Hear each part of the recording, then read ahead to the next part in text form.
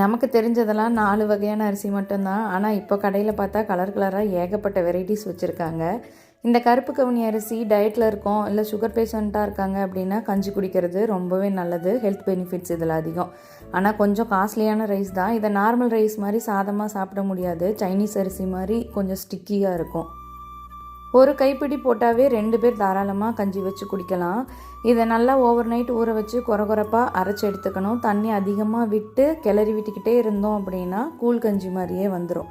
இதில் கொஞ்சம் கசப்பு தன்மை இருக்கும். இதை அப்படியே குடிக்கிறது கொஞ்சம் கஷ்டம். அதனால் ஒரு ட்விஸ்ட்டு, தேங்காய் பால் அரைச்சி கெட்டியான முதல் பால் எடுத்துக்கணும். இந்த கஞ்சியை ஆற விட்டு அதுக்கப்புறம் இந்த பால் விட்டு கலக்கி எடுத்துக்கணும். டேஸ்ட்டு சூப்பராக இருக்கும். ட்ரை பண்ணது இல்லைன்னா கண்டிப்பாக ட்ரை பண்ணி பாருங்கள். சூடான கஞ்சியில் கலந்துட்டா திரியாக போயிடும். வெறும் கஞ்சியாக குடிக்கிறதுனா கொஞ்சம் கஷ்டமாக தான் இருக்கும். இந்த மாதிரி தேங்காய் பால் விட்டு குடிச்சு பாருங்கள். டேஸ்ட்டு சூப்பராக இருக்கும். ட்ரை பண்ணிவிட்டு கமெண்ட் பண்ணுங்கள்.